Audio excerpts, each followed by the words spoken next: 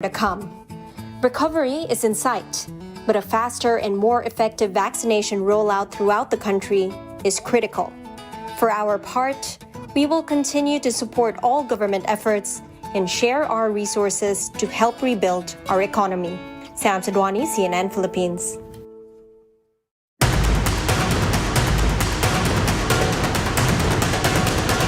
Ang bahaging ito ng Barangay Baybay sa bayan ng Tiwi ang unang nakaranas ng lakas ng hagupit ng Super Bagyong Rolly. Strong howling winds brought about by Super Typhoon Rolly has uprooted some trees.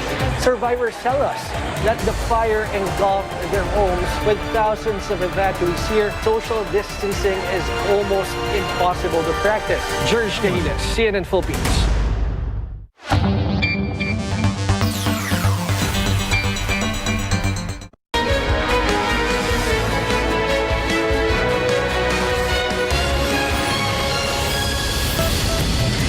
Good evening, I'm Pia Ontiveros. Welcome to Newsnight, where we go above and beyond the headlines. Tonight on the program, minors aged 12 to 17, this time without comorbidities, will soon get their COVID-19 shots across the country. The government gives the go signal to begin their vaccination next week. A Commission on Elections official gets upset by a controversial comment of a presidential aspirant on vote buying, as other hopefuls give mixed views on the issue. And more reasons to post on Instagram. Netizens can now enjoy 2 new features on the photo and video sharing app.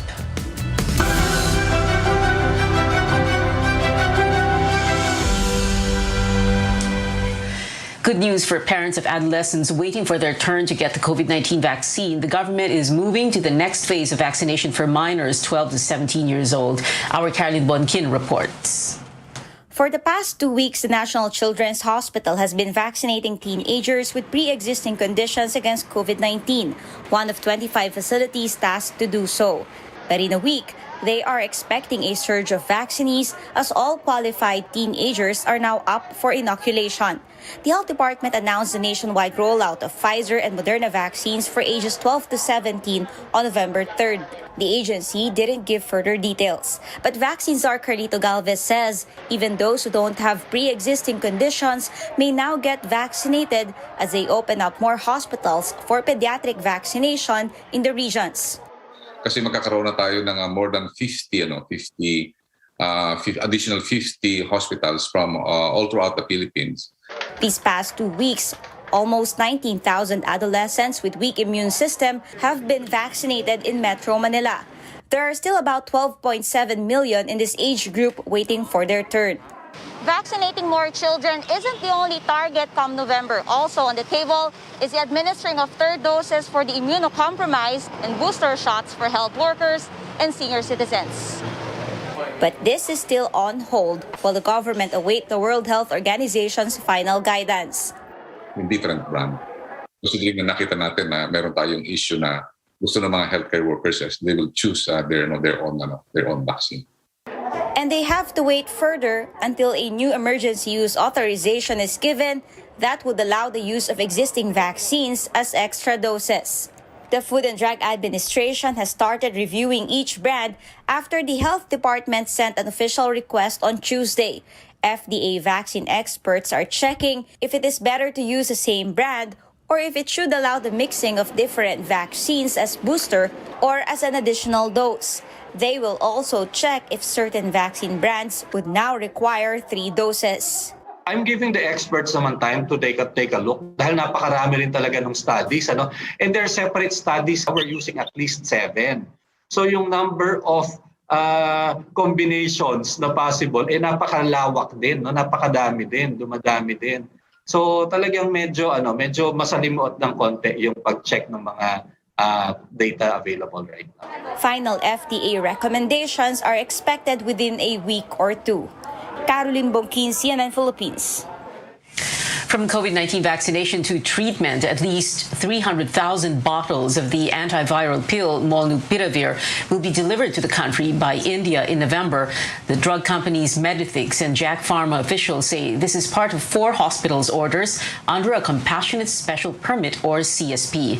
The vials are enough for 300,000 COVID-19 patients. Recent interim studies show the drug could help cut the risk of getting severe COVID and dying by half. The Food and Drug Administration says 31 hospitals and 5 pharmaceutical firms have been granted a CSP to use and import Molnupiravir. A drug under a special permit did not go through the rigorous checks by the FDA, and the doctor or hospital who applied for a CSP is responsible for the patient's safety. It means this is a drug that is under clinical investigation for the use against COVID-19. Kaya lang nakita nga sa early results na maganda naman at very encouraging yung results niya. So maaari ngayon humingi ang pasyente at saka ang doktor ng special permit para madala dito ang gamot na ito at magamit. It has to be dispensed pa rin sa hospital. Siyempre magpapacheck up pa rin naman sa doctor nila yung pasyente, tapos doon siya i-dispense, and the doctor will have to keep track. Molnupiravir is expected to cost around 100 to 150 pesos per pill or per capsule. A 5-day treatment would need 40 capsules. The country lists 3,218 new COVID-19 infections. This is the lowest single-day tally in over 5 months. The health department also reports 6,660 people recovered from the disease, while 271 more people died. Will new infections soon drop to less than 2,000 daily? The Octa Research Group says, based on current trends, this could happen by the end of November. In a tweet, Octa fellow Guido David noted that the 7-day average of new cases decreased from almost 7,000 October 13 to 19 to over 4,800 the following week. The last time cases were this low was on March 12 to 18. The health department earlier said the country is now classified as low risk for COVID-19, even as the use of intensive care beds nationwide remains at moderate levels. An official supervising the management of the Manila Baywalk Dolomite Beach takes the heat over the Environment Department's apparent failure to control the surge of visitors. Environment Secretary Roy Simato announced the relief of Jacob Maimban on Wednesday. Simato says Maimban is taking full responsibility for the overcrowding at the artificial beach, which peaked at more than 120,000 people over the weekend.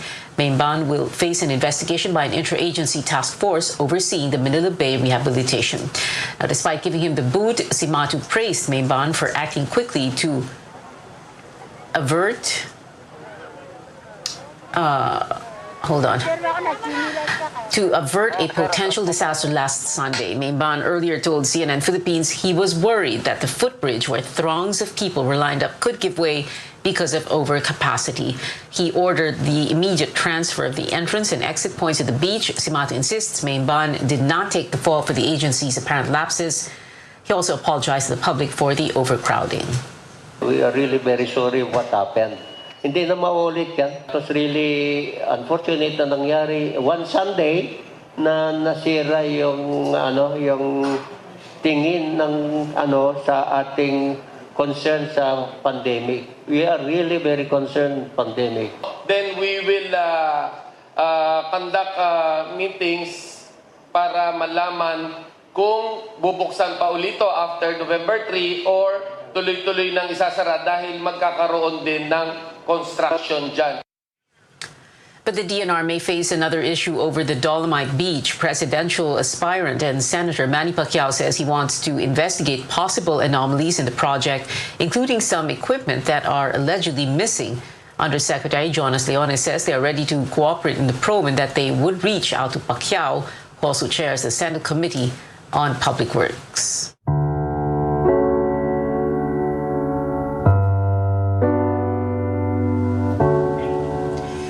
Those planning to visit Metro Manila's cemeteries have until tomorrow before they close temporarily. Cemeteries and columbariums will be off limits to the public from October 29 to November 2nd.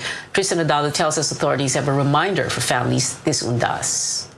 Cesar Sabile is painting the tomb of his family at the Manila South Cemetery. But observing All Saints' Day is different this time around. His wife was also buried in the tomb.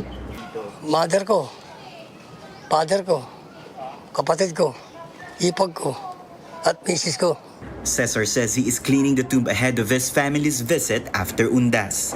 Hindi, babalik kami dito pagkatapos ng Undas. Babalikan namin sila. Kasi kamamatay lang siya. Pangit naman yung hindi namin siya pupuntahan. It's also a family affair for Maria Gloria Levides when they visit relatives at the Manila South Cemetery. Mas maaga, mas maganda kasi nga maluwag. Hindi ka pag November 1, naranasan namin dati na ang daming tao, tapos biglang umulan ng malakas. Malakas na tubig doon basa rin kami pag mas safe ngayon kasi nga, di ba, COVID. At least 3,000 people visit the Manila South Cemetery daily. This is substantially lower than the over 200,000 visitors that squeezed into the facility before the pandemic. Tinitignan po natin yung mga tao, no? Yung mga nakakapagpasok ng kontrabando, no? Gaya ng mga pointed objects, mga baril. So far, ngayon wala naman kaming nakakompiska. Fewer visitors mean lower income for vendors as well as tomb cleaners and painters inside the cemetery. Medyo matumal din po kasi po sa tao po konti lang po kasi yung pumapasok at saka dumadalaw. Yes, malayong-malayo po kumpara sa mga nakaraan nung wala tayong pandemic. Sobrang daming tao po talaga. Yung mga ibang alaga namin hindi dumadalaw. Tapos yan, hindi nagpapalinis, hindi nagpapapintura. CNN Philippines also checked the situation at the Manila Memorial Park in Sucat, Parañaque. The management has yet to give us an updated number of visitors, but thousands also went here since last weekend. Flowers were sent and a handful of visitors also paid their respects to former Presidents Noynoy and Cory, as well as former Senator Ninoy Aquino. While the number of Filipinos going to Metro Manila cemeteries is still manageable, authorities appeal to the public to carefully schedule and plan their visits. A lawmaker even appealed to Filipinos to postpone their visits or observe Undas virtually. Tristan Odalo, CNN Philippines. A major bus depot in Parañaque is requesting bus companies to deploy more units in anticipation of the surge in passengers bound for the provinces this Undas. Rex Amita joins us live from the Integrated Terminal Exchange. Rex, how is the crowd there?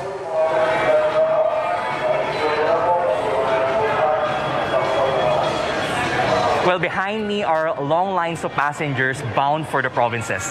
They include commuters who just got out from work and going home to Laguna and Batangas, and those travelers who are going to their home provinces in the Bicol region, Visayas, and Mindanao for the Undas. And the terminal officials are expecting the influx of passengers beginning tomorrow until Sunday, which may reach 65,000 passengers daily.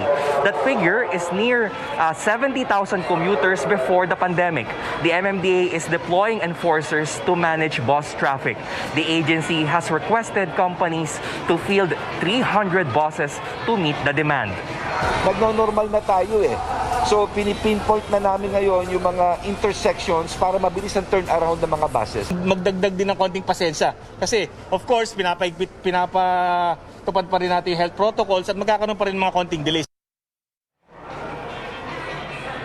If you're traveling to far provinces, book your ticket in advance. If you're bound only to Southern Luzon, it's okay to just walk in and buy your ticket. To reserve your ticket, just call the bus company or PITX. IATF guidelines require passengers to get tickets 48 hours before the trip. Buses must fill in half of seating capacity. Some passengers bound for Bicol tonight got a ticket just this morning, but officials say passengers should make sure they will be allowed entry to their destination. Wala rin akong idea na na para magpunta dito maaga. Siguro excited lang umuwi. sa tagal ng yung mga 1 year hinihap na kasi. Some local governments request passenger manifest in advance. So if your name is not there, you cannot get in even if you have a ticket. Authorities are reminding passengers to always wear face mask and shield inside the terminal and at the bus. And they're also saying that passengers must also prepare in advance their documents as required by the LGU. And most importantly, be patient and calm while waiting for your bus. Back to you. Rex Remito there reporting. Coming up on Newsnight, presidential aspirant and Vice President Leni Robredo clears the air following her controversial remarks about vote buying. And a faction in the ruling political party reveals it is convincing President Duterte to run for senator in the elections. Details next. Stay tuned to CNN Philippines.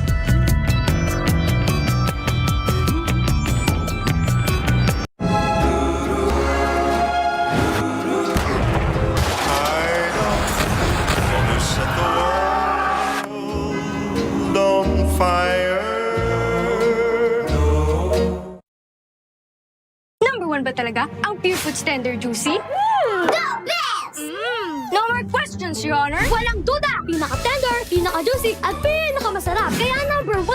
Pa-order by the court! Walang duda! Kids can tell, number 1 ang Pure Foods Tender Juicy. In everything you do, make sure you choose what's true. We always follow our hearts, so true adventures come our paths. Dreams and aspirations, giving spark to all our passions. Stay true and you'll know what to do. Choose the bonds that are true. We choose what's true. Ooh. We choose GSM Blue. Choose what's true. Ooh. 'Cause I'm on GSM Blue. Choose what's true. Ooh. Choose what's true. Dahil ito ang GSM Blue.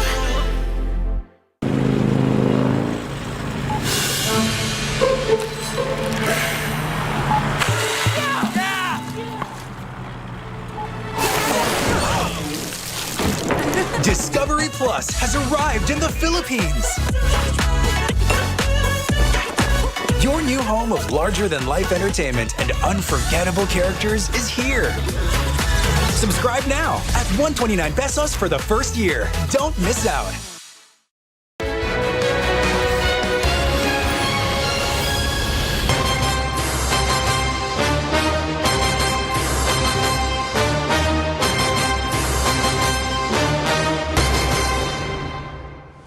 Welcome back to Newsnight, where we go above and beyond the headlines. Presidential aspirant and Vice President Leni Robredo clarifies her position on vote buying. Robredo made a controversial statement yesterday saying it is okay to accept money from politicians as long as you vote according to your conscience. But that did not sit well with a comic official. Our senior correspondent, Anjo Alimario, has that story. Parati ko sinasabi, tanggapin nyo kasi galing din naman yan sa atin. Yung pinambibili ng boto, pera din yan ng taong bayan. Pero tatanggapin mo, pero ang iboboto mo kung sino yung nasa konsensya mo. That's what Vice President Leni Robredo advised kasambahays when she met them virtually in a forum on Tuesday. The moderator sought her help how to deal with the politician buying votes. Robredo admitted that vote buying has been rampant even in her home province, Camarines Sur, and witnessed it firsthand when she ran for a local post. She even filed a case against her rival, but it was dismissed despite the evidence. She pointed out vote buying is wrong and those behind it should be arrested. But some got upset with Robredo's response. COMELEC spokesperson James Jimenez tweeted, "Vote buying is an election offense, regardless of financial situation or noble intentions." In her visit to her bailiwick Bicol region later, Robredo clarified her response. Hindi natin kinokondone yung vote buying. In fact, isa tayo sa matagal ng nakikipaglaban sa vote buying. Pero hinihingi natin sa ating mga otoridad na sana yung enforcement nito maging maayos. The presidential hopeful laments the poor enforcement of laws against politicians handing out bribes. So sa atin, aware tayo sa nasa batas. Hindi tayo masaya na hindi ito na-enforce. Pero dapat bukas yung mata natin sa realities on the ground. Another presidential aspirant, Senator Manny Pacquiao, who's been seen giving away cash and goods during his sorties with supporters, sees nothing wrong with what he's doing. Pacquiao argues the money that he's been giving away came from his own pocket. Tuloy lang ako dahil hanggat hindi bawal dahil ginagawa ko naman yun noon. Ayaw ko naman, siguro naiinggit sila dahil ginagawa ko na mula pa noon hanggang ngayon. Back in 2016, then Vice Presidential candidate Bongbong Marcos also said, ignore those who are buying votes. But if ever, just take the money and vote for your own candidate.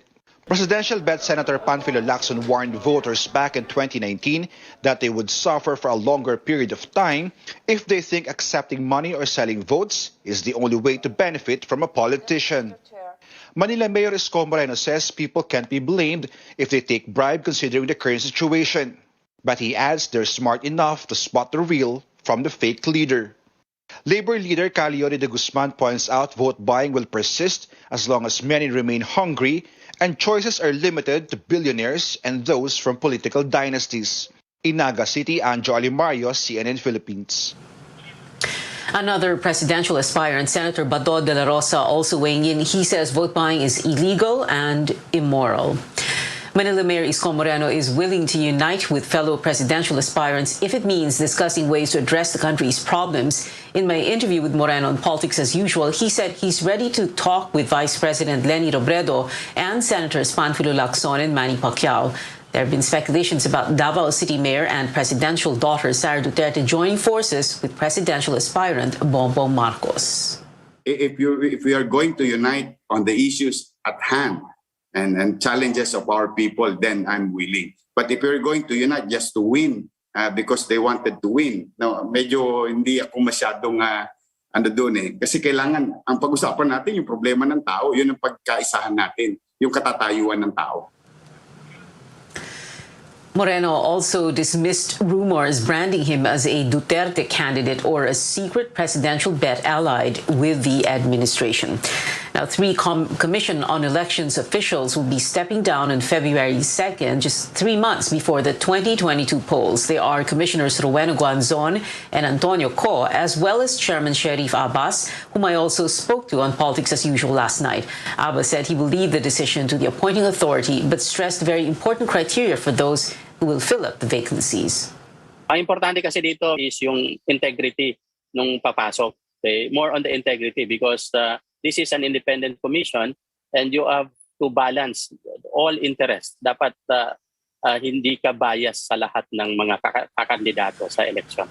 Abbas added the replacements must be appointed early next year for the COMELEC and BANG to reach a quorum and make decisions on matters.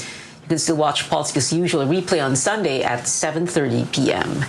A faction in the ruling party, PDP Laban, still wants President Duterte to join the 2022 race. In a statement, the faction's president, Alfonso Cusi, says the group is convincing Mr. Duterte, who is also party chairman, to run for the Senate after dropping his vice presidential bid. Cusi adds the chief executive can also be the campaign manager of standard bearers, Senators Bato de la Rosa and Bongo. The Wing Secretary General Melvin Matibag earlier said they were considering substitutions in their Senate slate but did not say who among the aspirants may withdraw from the race. Honestly, hindi pa po talaga kompleto at tapos kasi that one I can certainly admit to you na meron po kaming mga nakahanda na pwede pong i-substitute pa until November 15 po.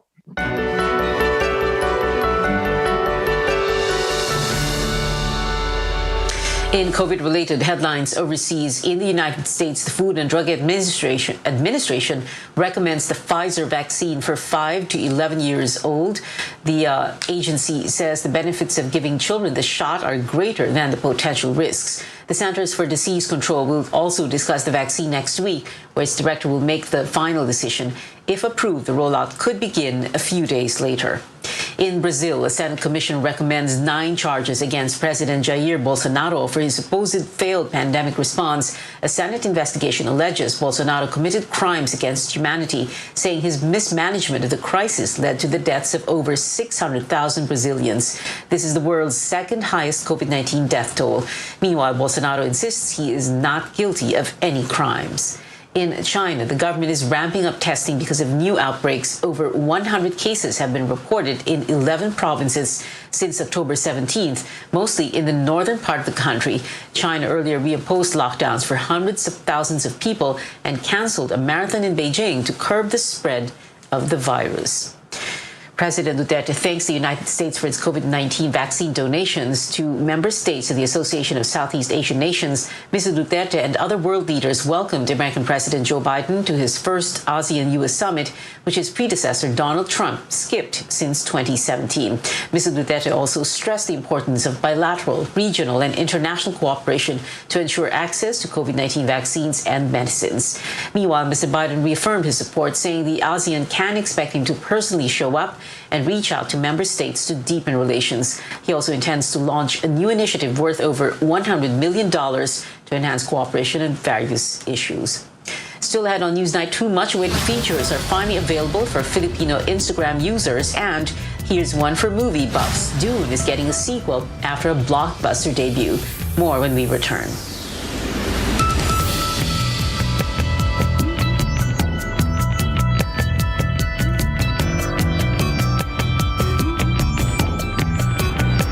Love is all about time. Di minamadali ang pagpapasarap.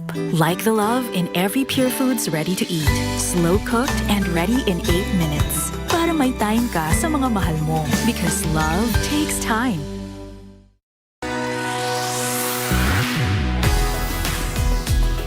Kabilang ba kayo sa mga Pilipino na nahihirapan sa mga transaksyon dahil wala o kulang ang mga valid IDs? Huwag nang mag-alala dahil narito na po ang PhilSys, ang identification system ng bawat Pilipino. Meron lamang pong 3 steps para makapagrehistro at makakuha ng PhilID. Para sa Step 1 registration, pumunta lang sa register.philsys.gov.ph para makapag-register sa PhilSys online. Sa pamamagitan ng ID natin, ang bawat Pilipino ay meron ng valid proof of identity. At mas mapapadali na ang ating mga public and private transactions. Kaya ano pang hinihintay nyo? Ayaan na sina nanay, tatay at ang buong pamilya. At mag-register na. Ito ang PhilSys, ID natin to.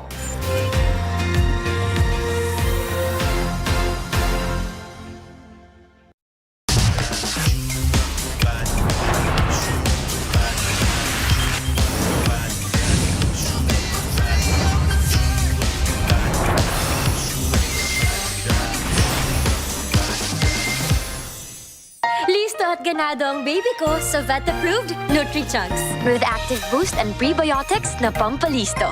Made with real meat, with essential nutrients to help them grow healthy and happy. Listo, ganado sa Nutri-Chunks.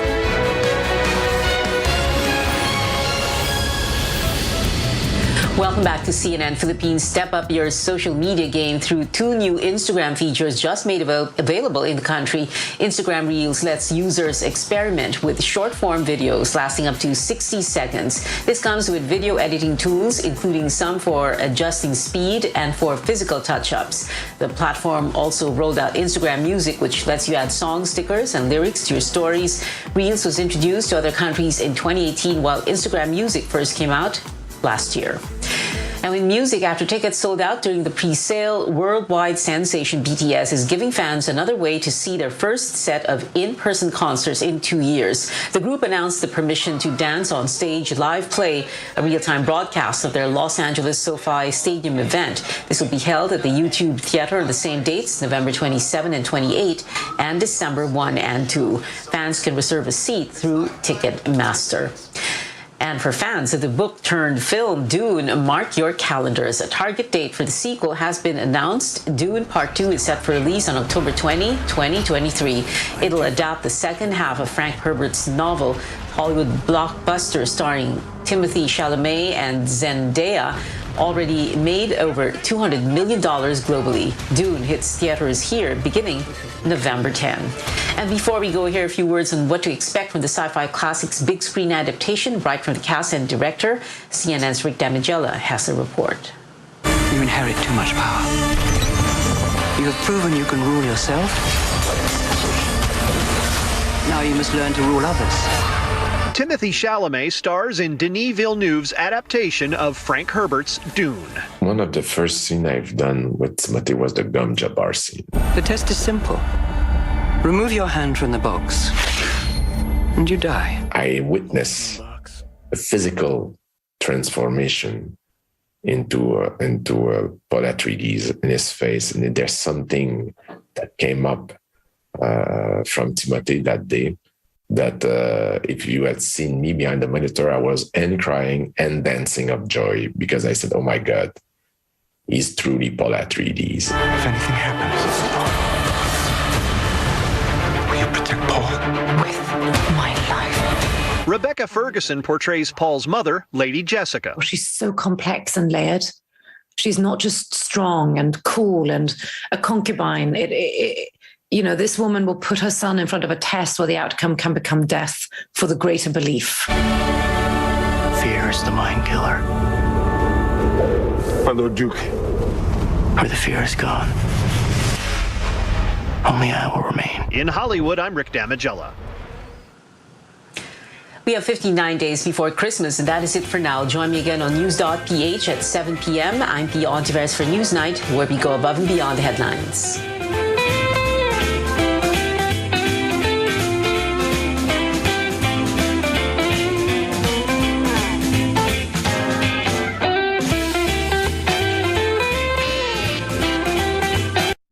This program is brought to you by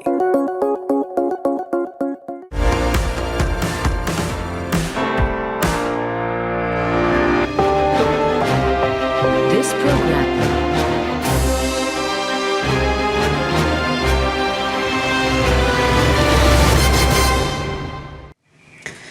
Bayan Muna Party List Representative Carlos Zarate says the Makabayan bloc is still waiting for talks with Vice President Leni Robredo as the group has yet to throw its support to a particular presidential aspirant. Zarate says the Makabayan bloc's processes should be respected as he denied former Senator Antonio Trillanes' claim that the group does not support Robredo's bid. He says all groups under the Makabayan coalition should be consulted before it decides on who to support in the upcoming polls. Zarate adds the coalition is also in talks with Senator Manny Pacquiao and Manila Mayor Isko Moreno, who are also both running for president. Makabayan bloc senatorial bet Nery Colmenares trended on social media recently as netizens call for his inclusion in Robredo's senatorial slate. Joining us now is the former Makabayan Party List Representative Nery Colmenares. Attorney Nery, magandang gabi po sa inyo. So parang there are two issues here, yung ang inclusion or non-inclusion po ninyo so far sa slate ni Vice President Leni Robredo at ni Senator Kiko Pangilinan, senatorial slate by the way, and the non-declaration or ang Makabayan hindi pa rin pumipili na kung sino ang kanilang or inyong presidential bet. But let's first begin with this, sir, yung unang issue doon. For some reason, kumbaga para bang people don't want the left to forget its past, no? So we've seen several of Leni Robredo's supporters point out on social media that in 1986, for example, nag-boycott pa kayo ng eleksyon. Hindi po kayo sumama doon sa opposition that had the unified slate of Cory Aquino and Doy Laurel as president and VP. And then in 2016, nakipag-alyansa daw po kayo with President Duterte, with several joining his cabinet. Tapos ngayon, para bang out in the cold na naman kayo daw, no? What's going on, no? Bakit parang inuungkat po ito? Bakit nilalabas na naman ito? What's going on in the forces that are supposed to be arrayed against the Duterte and Marcos, the possible Duterte and Marcos team up? Yes, well, actually, yung 2016, it's been dredged up again. But I would like to express assured yan talaga. We supported Grace Poe until the very end. So, klaro yan sa amin. No? So, sa akin, hindi dapat iungkatin yan. Pero sige, kung ungkatin man yan, ito ang issue ngayon. We are going to unite sana to oppose the return of the Marcoses and of course President Duterte in Malacanang. It is clear naman, Pia, that we are the part of the opposition eh. So I hope na makilala naman ng lahat yan. Marami kaming mga activists and human rights defenders na namatay under President Duterte precisely because he considers us as an opposition, a part of the opposition, at very scathing talaga yung attacks namin sa kanya, and is intolerant of dissent. We know that.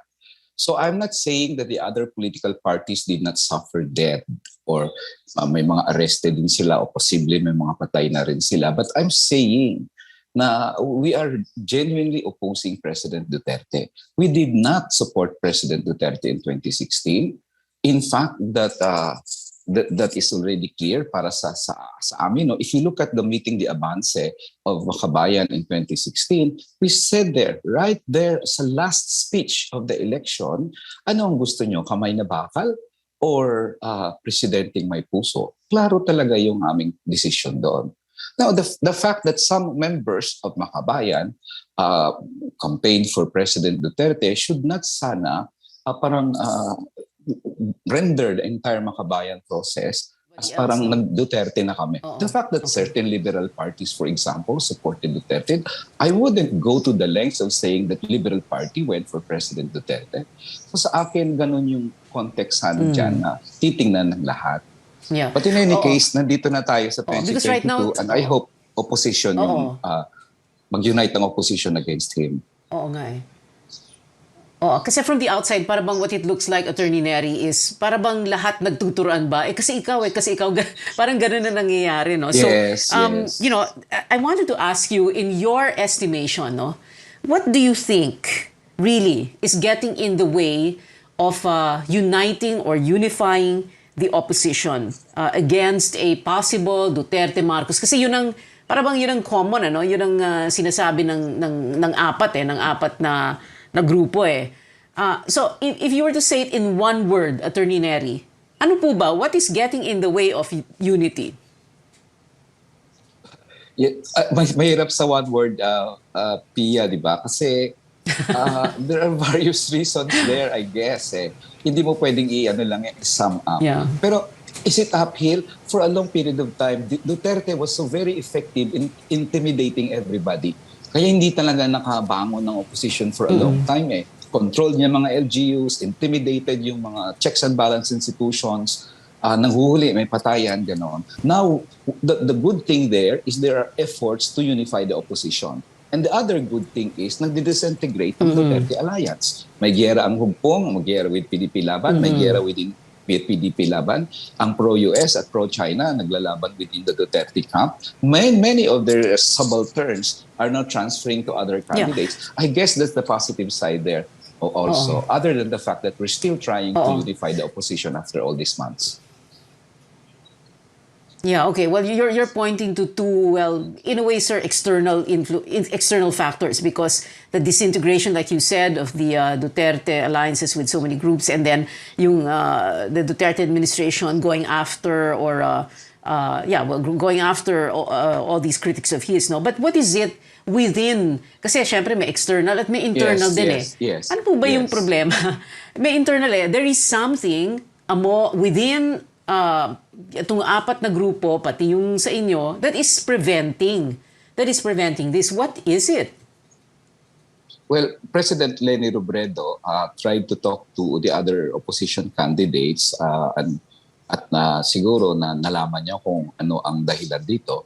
Para sa akin talaga yung mayroong sigurong dahil walang history ng cooperation, yung all the opposition, all those candidates running against the Duterte candidate, siyempre there is the need to magpakilanlanan sila, and I hope magkakaroon ng trust basis din among themselves. Now, mga supporters, I mean, you cannot control your supporters, but ang palagi kong sinasabi, ang mga candidates themselves, they should not be swayed by the voices sa social media. If they want to unite, they should do that. Is that possible still? Well, it's more difficult now. Nagsasagutan na yung mga presidential candidates. But I would like to think na sana somewhere along the way, they will realize that only one of them can win. And only one of them can, if therefore, they should support the other who can win. Diba?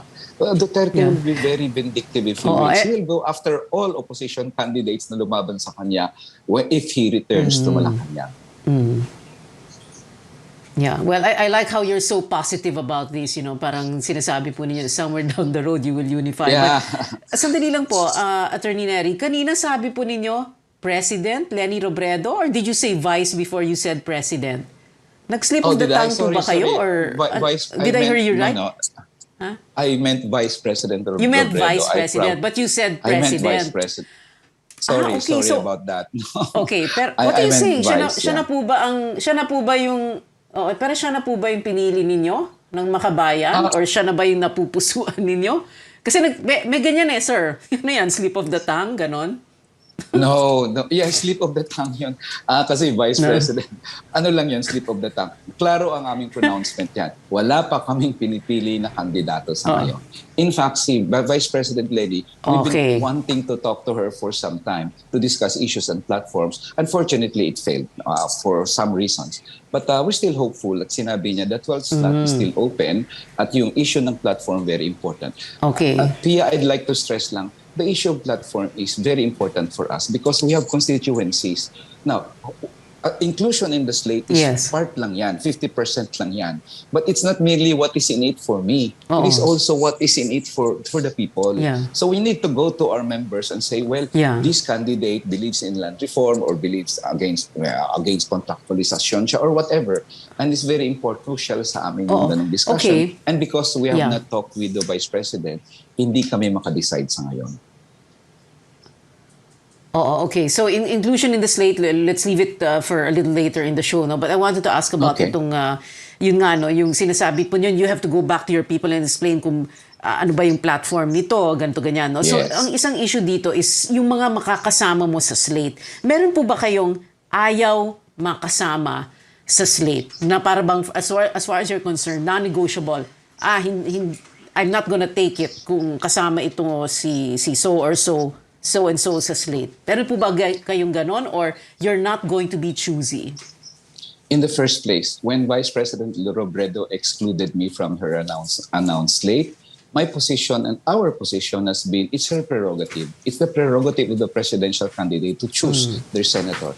I don't think it's in my place to tell her what to do, di ba? So maybe I could agree or disagree with some of the slate, but in the end, it's her choice. So I don't think I will intervene doon sa kanyang slate and tell her. Now, supporters and other allies and so on of President Leni Robredo, of course, they have all the right to speak. But me, I would be presumptuous probably to say na, oy, pag mapili ako dyan, ayoko ng ganyan. Secondly, and more importantly, dapat ang stress na natin dito, unification of the opposition. Hindi pwedeng magtirahan na, ayoko niyan. It will create more dissension. Tatawanan tayo ni Duterte at ni Marcos dito eh. So para sa akin, mas yun ang focus siguro. And let the president or the presidential candidate, whoever, I mean, Isko and Senator Manny and Lenny, to decide kung sinong senatorial candidates nila. Prerogative nila yan. And I don't think I will say that to Leni Robredo about her slate. Okay, marami pa po tayong tanong para sa inyo, Attorney Nery Colmenares, senatorial aspirant. We're going to get to that in just a bit so that we can find out more about your views and plans should you win a seat. And also, later on in the show, in music, Tony Bennett's new album making for another achievement for this 95-year-old jazz icon. Details when we come back.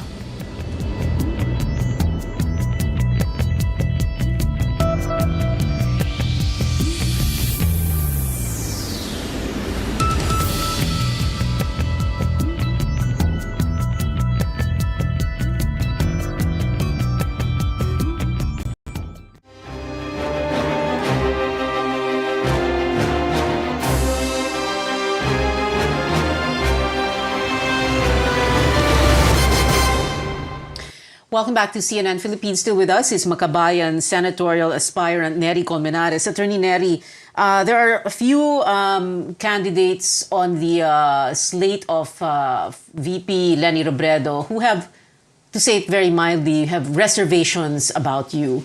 What do you think of that? For example, Sani Trillanes. Well, when we were informed by the camp of Vice President Leni Robredo about more than 2 weeks ago that there were objections, and we were informed it was Senator Trillanes. I didn't raise it. We didn't raise it anytime. even after her exclusion of me in her announcement 2-3 days ago, when I said, it's her prerogative, I didn't mention about the objections because I had no intention really, Pia, of diverting the issue towards that. Or anybody in the senatorial slate probably would have all the right to say no or yes to that one, and it's up for the Vice President to decide. Now, so sa akin, ang unity ng opposition is more important now, and that is the prerogative of the Vice President again, if she listens to the part of her senatorial slate or not. If she listens, then again, wala naman akong magawa doon, di ba? But if she believes in that the Kabayan can help, our national machinery can help, our 3.5 million voter base can help, our poll watchers can help, our social media warriors can help, then so be it. Then we will be very happy. What is clear, we want to defeat Duterte and Marcos here. So whether we're part of any slate or not, we will pursue this endeavor to make sure that they are not in Malacanang in 2022. So you're willing to set aside all these differences. I mean, I can't help but say, it sounds so refreshing. It sounds so strange to hear you talk this way. Although you've always had this very malumanay tone of voice. Yeah, I'd like to add there, Pia, this election is really very different from the other elections. This is survival na ito nating lahat ang naka-at stake dito. We cannot have another 6 years of this kind of COVID response. We cannot have another 6 years of pinamimigay ang ating mga yamang dagat sa China. We cannot have that. So this is the survival at stake. So iba ang requirements sa lahat na yon. At sinasabi ko sa mga kasama namin na kahit we can demand from the candidates to unite, but we must also show among ourselves that we unite. How can we unite the candidates if we show among ourselves that we don't unite, diba? So we don't have the moral authority to impose on them the unities if we ourselves cannot have unity. So I'd like to focus on that because Duterte will probably win if we continue bickering at each other. So I'm not, call me eternal optimist, but I think there will still be the chance that people will realize that this is survival of the Filipino people is at stake, and we will unite no matter what because we want to defeat Duterte and Marcos in 2022. Yes. Okay, well, Attorney Neri, you mentioned the pandemic and China, for example. I have a question about this health crisis. Now, if you were to have a say, let's say there is the president who is elected is on your side and you get elected to the Senate, how would you want to have the health crisis managed differently? I know you are a lawyer and you can out-talk anyone, but there, baka you can summarize that. Free healthcare, very important. Kaya ng gobyerno ba tustusan ang libreng gamot at libreng paggamot? I believe so. Kung kaya natin mangako ng free tuition, we can do free healthcare sa lahat without any qualms. Pag pumunta ka sa ospital, libre hospitalisasyon, libre konsultasyon, libre operasyon. And we can do that. Secondly, ang COVID response natin must not only be vaccine-centered. It must also focus on contact tracing. It must also focus on mass testing. Because unless we do these things, hindi paulit-ulit lang yung COVID, di ba? So, bakuna is very important, very good, but we also need these other aspects ng COVID response, which Duterte is not doing. And I don't believe in the loan-generated kind of COVID response na utang ng utang na hindi naman ang mamamayang Pilipino magbabayad dyan. He's borrowed 2.6 trillion last year, is going to borrow 3 trillion last year. Saan napunta yung perang yon? Maraming hindi nakatanggap ng ayuda. So, yung ayuda would be very important din, Pinky. Sorry, lawyer of me to talk longer than I should. Yes. I know. Attorney Neri, yes or no questions na lang po. No explanation, yes or no. First, do you favor easier public access to the SALN of the President, Vice President, members of Congress, Senators, Congressmen? Yes or no? Yes. Access dapat sa public. Makabayan has always issued our SALNs publicly. Okay. Okay, sir, wala na pong explanation. Do you support lifting foreign ownership limits in the Constitution? Yes or no? I think I know what you're going to say. Do you favor the reimposition of the death penalty for drug-related crimes? Yes or no? No. the Should the sitting imposition of the president be death allowed to run for penalty. VP in the next? Should the sitting No. president be allowed to run for VP in the next election? Although President Duterte hasn't filed the COC. Okay, no. Do you favor resuming peace talks with communist rebels? Yes or no? Yeah. It's a yes. Yes. Peace is And important. lastly, yeah. should the country be more aggressive in protecting its maritime interests in the West Philippine Sea? Yes or no, sir? Yes, very much. We should be more aggressive than now. Attorney Nery We need to Colmenares, thank you, protect- sir, very much for joining us tonight here on Newsnight on Up Close. Salamat po, sir. Maraming salamat din po. When we Kuya. return, Good evening netizens po. are getting excited to hear a K-pop track